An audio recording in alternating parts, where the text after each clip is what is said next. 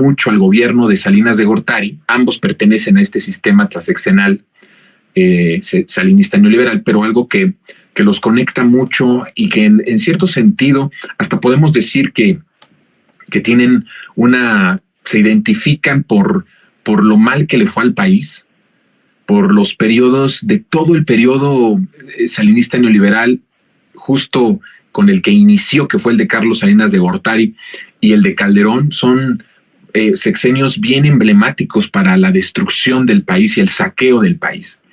Y algo que los identifica, algo que los une, es que Carlos Salinas de Gortari emprende desde el primer año de su gobierno ilegítimo, porque además él llega a través de un fraude electoral, a través de la ley minera, que es la enajenación de nuestro territorio mexicano, del territorio mexicano.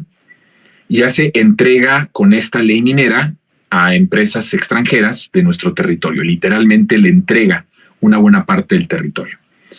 Pero es con Felipe Calderón que esta ley minera entrega más territorio patrio del país a extranjeros. Ni siquiera con Salinas, que fue el que manda esta ley minera, que era parte de la perversión del plan de que nuestro país se convirtiera en lo que yo he dicho, un país satélite de saqueo de las grandes potencias extranjeras, ni siquiera mexicanas. En México se crea una oligarquía para tenerla contenta, para tenerla acomodada, pero no eran esas familias en ese momento las que recibían o las que empezaban a recibir los beneficios de este plan transeccional. Entonces vemos cómo con Calderón se entrega la mayor parte de suelo patrio a empresas extranjeras y bueno, pues eso trae una fuente de riqueza impresionante para empresarios canadienses y de otras naciones, pero específicamente más para los canadienses, y es la manera en cómo van creciendo y haciéndose de su fortuna. ¿No cree usted que la fortuna de estos oligarcas pues es fruto de su trabajo, del sudor de su frente, de su sacrificio?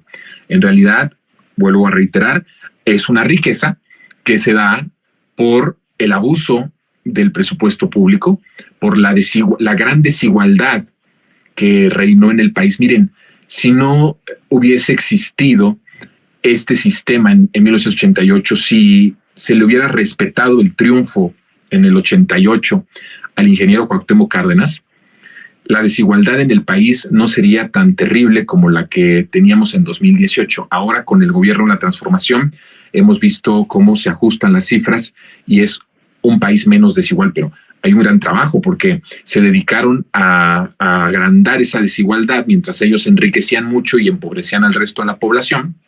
Pues en realidad lo que sucedió ahí fue que se creó una desigualdad monstruosa que va a costar mucho trabajo nivelarla, va a costar mucho trabajo ir emparejando las cosas, pero se están dando pasos gigantescos en tan poco tiempo y que son esperanzadores para lograr ese cometido, ¿no? Que haya más igualdad en el país. Somos de los países más desiguales del mundo.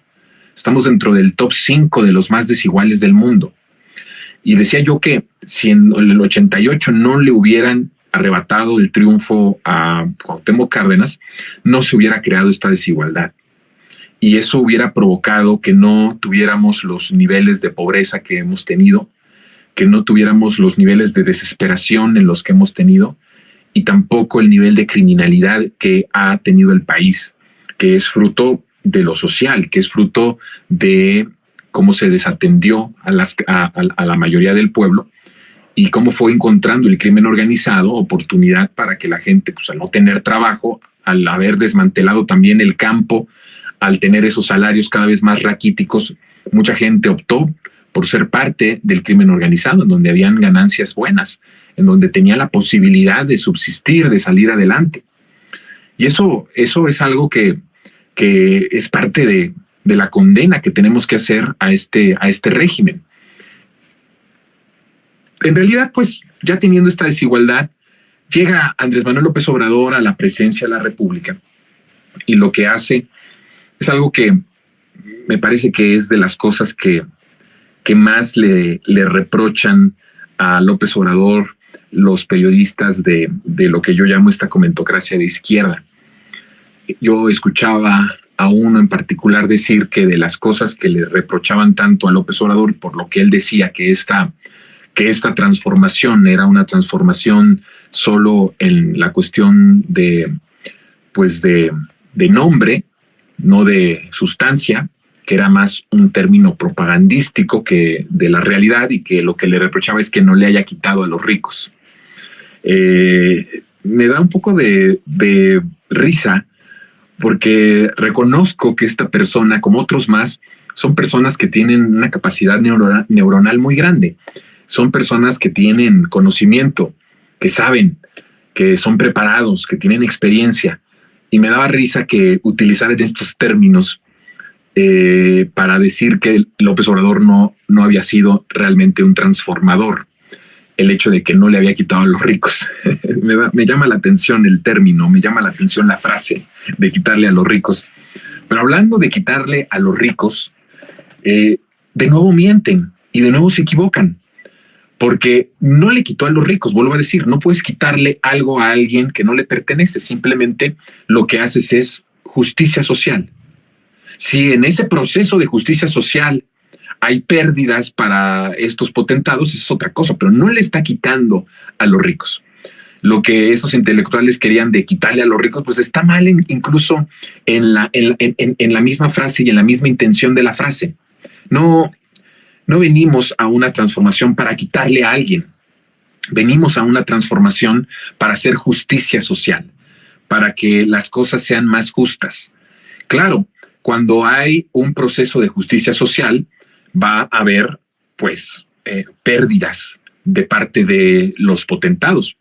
Pero el decir que le quitamos es como si nosotros le estuviéramos robando algo que legítimamente les perteneció en algún momento. Y no es verdad.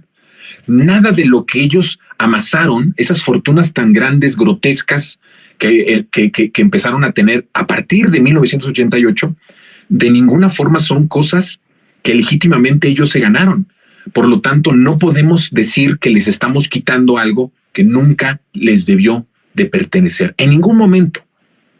Porque vuelvo a decir, las grandes fortunas que ellos han amasado, que ellos han tenido, no ha sido por el esfuerzo, ni siquiera ha sido por una inversión semilla fuerte, sino ha sido en beneficio del presupuesto. Miren, hay potentados que literalmente se hicieron ricos y millonarios por los contratos que el gobierno federal les daba.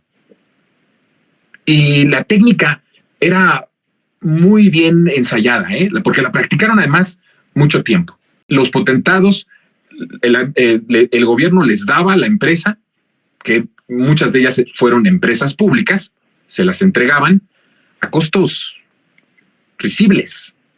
O sea, una vergüenza completa, un descaro completo.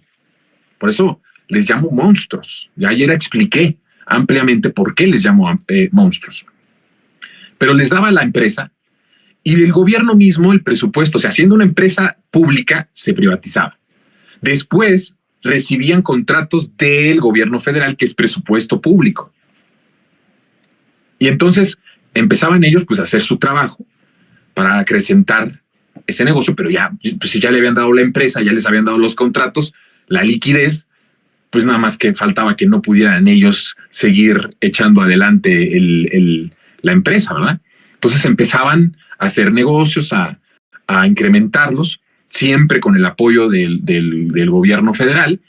Y entonces cuando habían épocas electorales, ellos inyectaban dinero al candidato que les asegurara que los siguientes 6 años iban a seguir teniendo esos privilegios, esos contratos, y entonces pues ya inyectaban dinero a las campañas. Después, cuando ganaban la presidencia, desde la presidencia, su candidato, en ese momento ya su presidente, pues le seguía dando contratos.